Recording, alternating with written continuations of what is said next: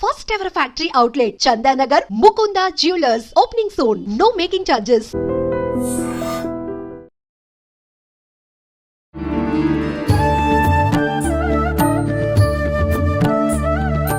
నమస్కారం, welcome to I dream. ధర్మ మార్గం విత్ విజిత కార్యక్రమానికి స్వాగతం. ప్రస్తుతం మనతో పాటు ఉన్నారు ప్రముఖ ఆధ్యాత్మికవేత్త, జ్యోతిష్య పండితులు సుభాష్ శర్మ గారు. ఇప్పుడు గురుగారితో మాట్లాడి మరిన్ని విషయాలు తెలుసుకుందాం. నమస్కారం గురుగారు. శ్రీమాత్రే. గురుగారు, చాలా మంది వాళ్ళు అనుకున్నది దేవుడు నెరవేర్చలేదని చెప్పి, మా కోరికలు అసలు ఎప్పటికీ నెరవేరట్లేదు, పక్క వాళ్ళు చూస్తే బాగున్నారు, మాకెప్పుడు ఇదే ఇబ్బందులు, నేను ఎన్ని పూజలు చేసినా ఏం చేసినా దేవుడు మమ్మల్ని కనికరించట్లేదు అని చెప్పి దేవుణ్ణి తిడుతూ ఉంటారు, దూషిస్తూ ఉంటారు మాటల ద్వారా. అసలు దేవుడు లేడు అని చెప్పి రకరకాలుగా ఏదో ఒక పర్సన్ని తిట్టినట్టుగానే దేవుణ్ణి కూడా తిడుతూ ఉంటారు. ఇలా చేయటం వల్ల దేవతా శాపం ఏమైనా తగులుతుందా అనేది నా క్వశ్చన్. చాలా మంచి ప్రశ్నమ్మ. తప్పకుండా తగులుతుంది. దైవ దూషణ అనేటటువంటిది బ్రహ్మహత్య మహాపాతకాలలో ఒకటైనటువంటి దైవ దూషణ. దైవం ఏమీ అనట్లేదు కదా అని చెప్పేసి నోస్టికి ఇష్టం వచ్చినట్టుగా ఎవరైతే మాట్లాడతారో, ఎవరైతే నింద వేస్తారో, ఎవరైతే జీవితంలో భగవంతుడు మాకు ఇలాంటి కర్మనిచ్చాడు అని చెప్పేసి ఎవరైతే ఇలాంటి పదజాలాన్ని వాడతారో తప్పకుండా దైవ శాపము అని అంటాం దాన్ని. దైవాన్ని ఎవరైతే నిందిస్తారో తప్పకుండా 100% దైవ శాపం తప్పకుండా కలుగుతుంది. ఎందుకు అని అంటే, ఎప్పుడైనా మీరు గమనించండి, 100కి 99 తప్పులు మానవుడే చేస్తాడు. కానీ ఎవరిని ఏమని అనాలో తెలియక ఇవన్నీ కూడా భగవంతుని మీద నిందలు వేసేస్తూ ఉంటాడు.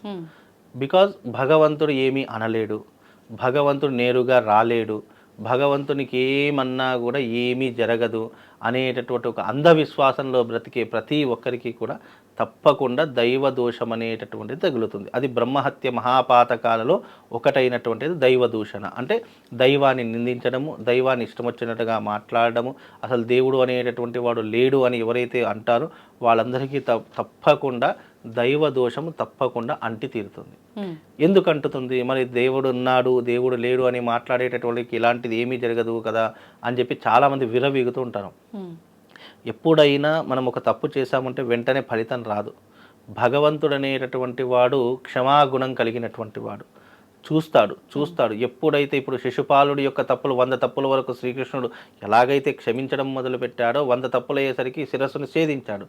అలాగే భగవంతుడు కూడా ఇప్పుడు ఒక తల్లి ఉందండి, ఒక బిడ్డ తప్పు చేసింది కదా అని చెప్పేసి బిడ్డనే దూరం చేసుకోదు కదా.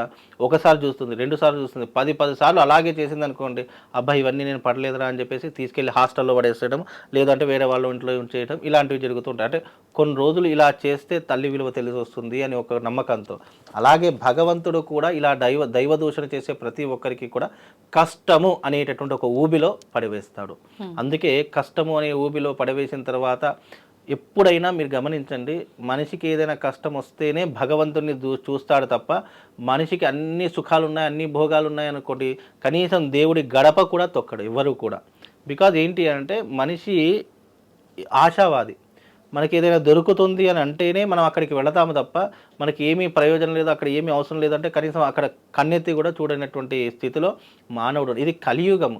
కలియుగంలో ఏదైనా ప్రాక్టికల్గా చూడాలి తప్ప మనము అన్ని రకాలుగా దేవుడు ఉన్నాడు, దేవుడు ఇచ్చేస్తాడు, అది చేస్తాడంటే 100కి 99% మనిషి కర్మను ఆచరించడం వరకు మాత్రమే మనిషి యొక్క తత్వం. ఫలితం అనేది భగవంతుడు ఎప్పుడు ఇవ్వాలో అదే తత్వంలో ఇస్తాడు. అప్పుడు దైవ దూషణ చేయడం ద్వారా మనిషి జీవితంలో అనేక పాపకర్మలను మూటగట్టుకున్నవాడు అవుతాడు.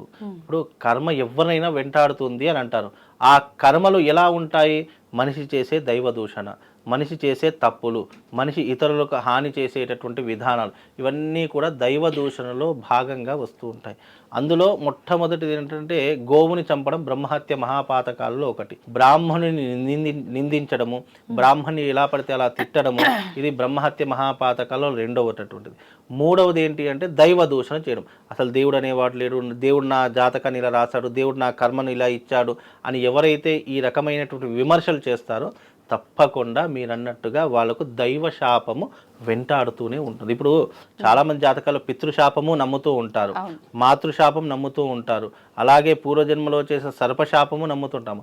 అలాగే దైవ శాపం కూడా తప్పకుండా మనిషి జీవితంలో ఉండే తీరుతుంది. ఎందుకు అనంటే ఏదో ఒక జన్మలో ఏదో ఒక సమయంలో దైవ దూషణ చేయనటువంటి వ్యక్తి ఎవరు కూడా ఉండడు. ఇప్పుడు కూడా కలియుగంలో మనకి ఏదైనా చిన్న చిన్న ఇబ్బందులు వచ్చాయి, లేదా చిన్న చిన్న నష్టాలు ఏదైనా కలిగాయి, ఉద్యోగం రాలేదు, లేదా మనకు డబ్బు లేదు, లేదా అప్పులో ఊబిలో కొడుకుపోయామనుకోండి, అప్పుడు మనం సాధారణంగా మనం కొన్ని మాటలు వదిలేస్తూ ఉంటాము.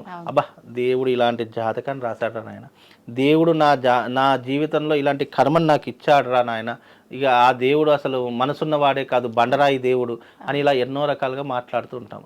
ఇవన్నీ చేస్తూ ఉంటారు. చాలా మట్టుకు ఇలా మానేసినటువంటి వాళ్ళు కూడా చాలా మంది ఉన్నారు. ఎందుకు చేసి చేసి విసిగెళ్ళిపోయారు, చేసి చేసి చేసి అబ్బా ఇక దేవుడి వల్ల ఏం ప్రయోజనం లేదరా నాయన, మన పని మనం చూసుకోవడం చాలా ఉత్తమం అని చెప్పేసి ఎవరి పని వాళ్ళు చూసుకుంటారు తప్ప దేవుణ్ణి నమ్మడమే మానేసినటువంటి సంఘటనలు చాలా ఉన్నాయి. బికాజ్ ఇందులో దేవుడు చేసేది ఏమీ ఉండదండి. నీకు ఒక జన్మనిచ్చాడు, నీకు శక్తినిచ్చాడు, నీకు ఆలోచననిచ్చాడు, నీకు సంపాదించేటటువంటి మార్గాన్ని ఇచ్చాడు, నీకు చదువుకునేటటువంటి తెలివితేటలు ఇచ్చాడు, మంచి చెడు ఏది అని తెలుసుకునేటటువంటి విచక్షణా జ్ఞానం ఇచ్చాడు. ఇన్ని ఇచ్చినటువంటి భగవంతుడు ఇంకా ఏమి ఇవ్వాలని కోరుకుంటారు, ఇంకా ఏం కావాలని కోరుకుంటారు? అంటే మొత్తం నీ చేతిలో విస్తరాకులన్నీ వడ్డించి పెట్టారు. అది కనీసం మనం చేతి ఉపయోగించుకొని మన నోట్లో కూడా పెట్టుకోకుండా ఇవన్నీ పెట్టాడు దేవుడే వచ్చి తినిపిస్తాడంటే తినిపిస్తాడా? మనమే తినాలి. అలాగే భగవంతుడు మనకు అన్నీ సమకూర్చి పెట్టాడు. అందులో నువ్వు కష్టపడి దాన్ని ఇంకా పెంచుకునే ప్రయత్నం చేయాలి తప్ప దాంట్లో ఏదో చిన్న లోపం జరిగింది, అయ్యో నాకు సాంబార్ రాలేదండి, నాకు అప్పడాలు రాలేదండి అంటే ఊరుకుంటారా? ఊరుకోరు కదా. అలాగే భగవంతుడు కూడా మనకు అన్నీ ఇచ్చాడండి. మనం పుట్టుకతోనే 3 రుణాలతో పుడతాము. ఒకటి దేవతా రుణం, 2 ఋషి రుణం, 3 మాతృపితృల రుణం.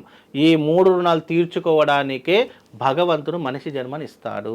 ఎప్పుడైనా గుర్తుపెట్టుకోండి. కాబట్టి దైవ దూషణ చేసే ప్రతి ఒక్కరికి కష్టాలే ఉంటాయి తప్ప ఇబ్బందులే ఉంటాయి తప్ప ఎప్పుడైతే దైవ దూషణ చేయకుండా భగవంతుడు మనకు అన్నీ ఇచ్చాడు, మనమే తెలివితో మన శక్తితో పైకి రావాలని ఎవరైతే ఆలోచిస్తారో తప్పకుండా ఆ వ్యక్తి జీవితంలో ఉన్నత స్థాయిలోకి వస్తాడు.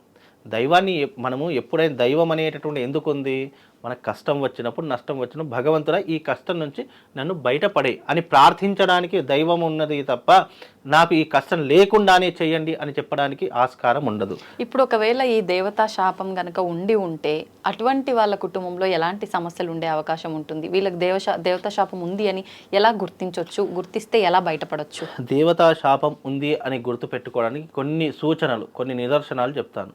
ఎవరి ఇంటి మీదనైతే ఆ ఇంట్లో ఒక్కరు తప్పు చేసినా ఆ శిక్ష ఇంటిల్లిపాది అనుభవించాల్సి ఉంటుంది. ఎవరి మీదనైనా దైవ దూషణ దైవ శాపం ఉంది అని తెలుసుకోవడానికి ముఖ్యంగా వాళ్ళ ఇంట్లో ఎప్పుడూ కూడా ఏడుపులు, విడబొబ్బులు, గొడవలు ఇవే జరుగుతూ ఉంటాయి. ఇంట్లో మనశ్శాంతి అనేటటువంటిది ఉండదు. రెండవది ధనం అనేటటువంటిది నిలవ ఉండదు. లక్ష్మీదేవి వాళ్ళ ఇంట్లో ఎప్పటికీ కూడా కొలువు ఉండదు. ఎక్కడైతే దైవదోషం జరుగుతుందో లక్ష్మీదేవి అక్కడ ఉండదట. నువ్వు ఎన్ని పూజలు చేసినా, ఎన్ని యజ్ఞయాగాదులు చేసినా, ఎన్ని రకాలైనటువంటి దేవాలయాలకు తిరిగినా నీకు నిష్కృతి అనేటటువంటి దొరకదు. మూడవది భార్యాభర్తల మధ్య చీటికి మాటికి వైరం ఏర్పడుతూ ఉంటుంది.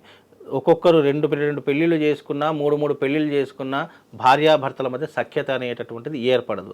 ఇక నాలుగవది ఏంటి అంటే దారిద్ర్యం అనుభవించడం. జీవితంలో డబ్బు సంపాదిస్తారు, అన్నీ చేస్తారు, అన్నీ ఉంటాయి, కానీ అనుభవించేటటువంటి యోగం కొంతమందికి ఉండదు.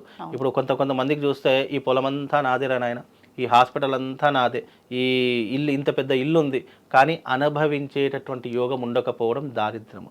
ఎందు దైవశాపం వల్ల. అంటే కంటికి కనిపిస్తాయి కానీ అనుభవించేటటువంటి యోగం ఉండకపోవడం.